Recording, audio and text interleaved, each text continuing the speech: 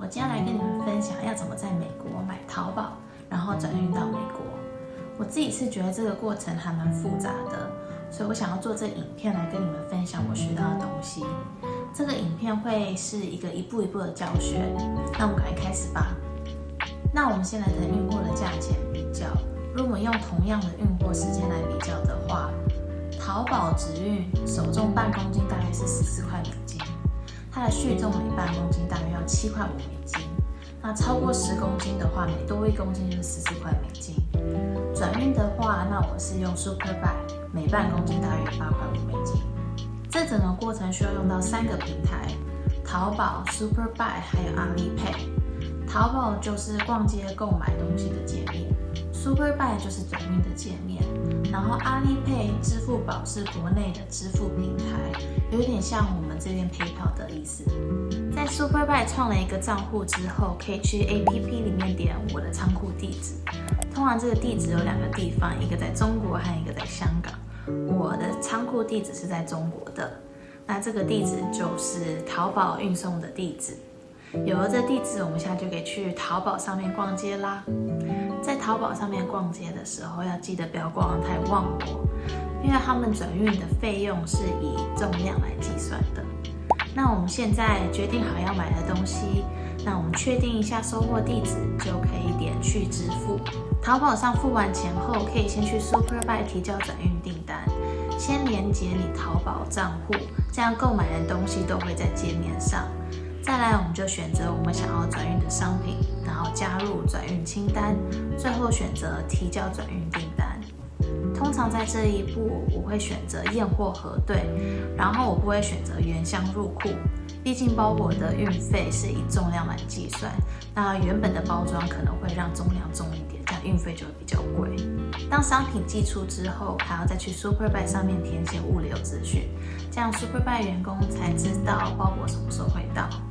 有2种方法可以填写物流资讯，第一个是可以连到你的淘宝账户，那第2个就是可以自助的填写物流资讯。2种方法都可以成功填写需要的资讯，包括物流公司还有物流单号。我很喜欢 SuperBuy 的食品照片，非常的专业，而且大概能知道商品符不符合预期的样子。像我之前有买一个外套，它商品上看起来很厚，可是照片起来就知道很薄。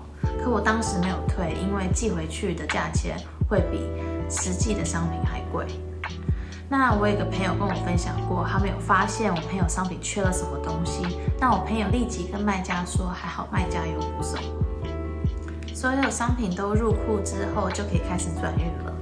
一开始转运的价钱是估价的，所以很有可能会有差价。像我之前买了一个包裹，就有差价退回来。然后用阿里 Pay 付完钱之后，就开始转运啦。SuperBuy 的 APP 里面会分享每一步转运的资讯。我再来想要跟你们分享一些 FAQ。其实我一开始淘宝还有 SuperBuy 是在电脑上用，但是后来发现手机比较好用，比较好滑，而且我朋友跟我讲说，手机上有时候会有比较特别的折扣，所以我建议是用手机的界面。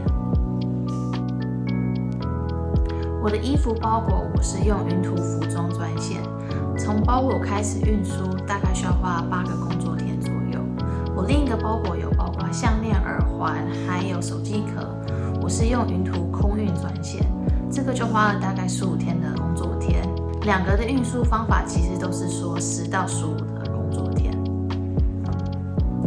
我的衣服包裹里面有8件商品，有2件洋装、1件大衣、1件薄外套、几件上衣，还有1个裙子。这个就是用了云图服装专线运送的。那原本的运费估价是670人民币，大概是106块美金。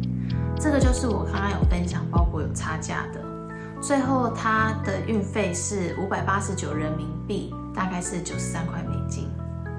我另外一个包裹是买了一个项链、耳环还有手机壳，然后我是用了云图空运专线，运费最后的金额是80块人民币，大概是12块美金左右。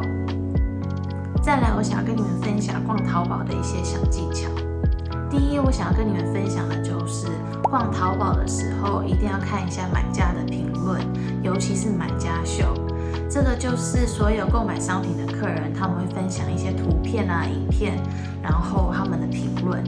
我当初买那件外套的时候没有特别的读，那其实他们很多评论是写说外套感觉很薄，所以 Listen Learn 一定要看一下大家的评论。我第二个要跟你们分享的是，如果你购买东西是很急的话，那在买之前要看一下卖家的发货时间。有一些卖家是付完钱之后7天或是更久才会发货，所以要特别注意一下。我最后要跟你们分享的小技巧是，当你们在 Superbuy 上面创新账户后，他们会分享很多折扣券给你。我建议可以把你购买的商品分开的转寄，这样才能拿到最多的折扣。